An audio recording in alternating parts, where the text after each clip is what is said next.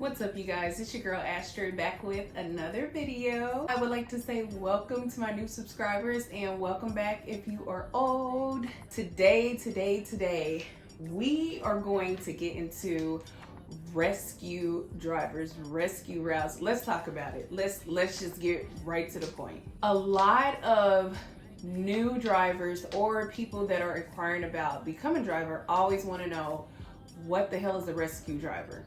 Well, I'm gonna tell you.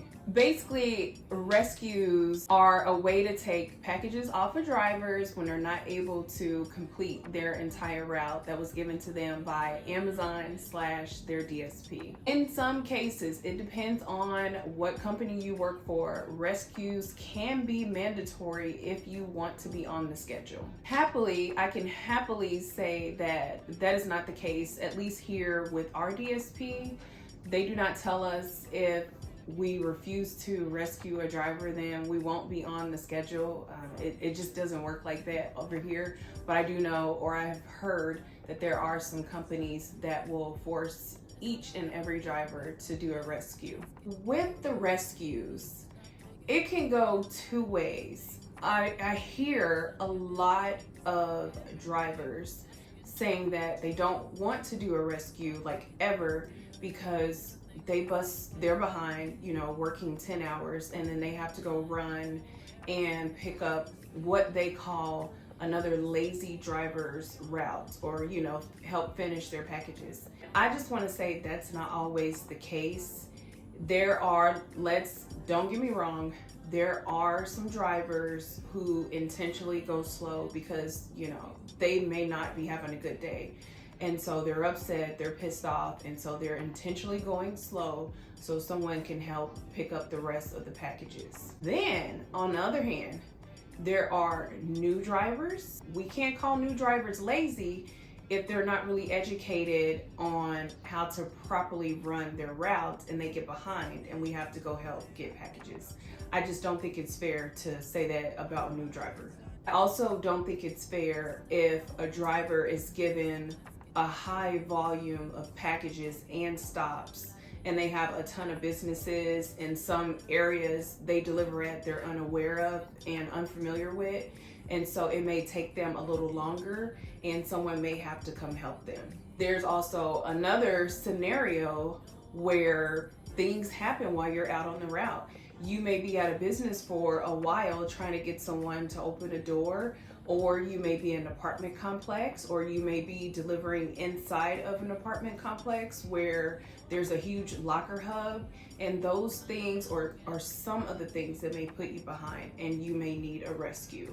Things happen, guys, out on the road. You get flat tires, people get into car accidents, you take a lunch break, sometimes that may slow you down.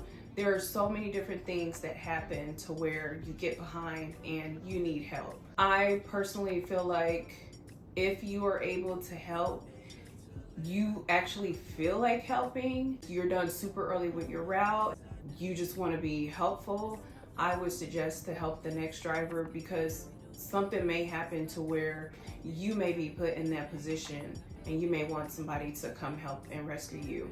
I just don't think there's just one driver out here that just gets done every single day in 4 to 5 hours and they never, ever have any issues, and they've never gotten behind to where they need someone to help. To sum it up, that is the primary definition of a rescue driver. So basically, it is another driver that has completed their route, and they are coming to rescue you as a driver. I would like to add in that our DSP, and I believe I have mentioned this before, our DSP, there were times where they had drivers put in place to where that was their job that specific day, was to go out and rescue other drivers all day long. They did not have a route, they didn't have stops or anything like that. Their job was to literally go out to not each driver, but the drivers that they knew that may have needed help, and they would go rescue that driver. There have been cases where we had some rescue drivers go and help some of the drivers who have, let's say, maybe like 50 or more businesses. And we all know when you deliver to businesses, for some strange reason, it always puts you behind. And so the rescue drivers went to the guys who had the most businesses first. And then if there were other drivers who were delivering at houses or at apartments and they got behind, they would go help them. And that was their job for the day. Now, when you're doing something like that, when you're a rescue driver and you have no routes, then it's a good thing because you're still getting paid and you don't feel like you're taking majority of your load and then you're picking up someone else's load. Hopefully other DSPs can kind of implement that into, you know, their strategy as far as rescuing other drivers that need help. Or guess what? Maybe Amazon could give us a sufficient amount of stops to where we won't need a rescue.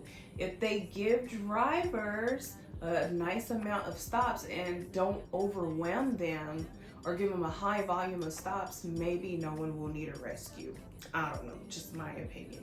As always, guys, if you did find this video helpful, make sure to like, make sure to comment and subscribe, and share if you care about other drivers gaining knowledge, and I will see you guys on the next video.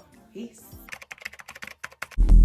I fall for you every time I try to resist, taking it away. Come chase these feels in every day.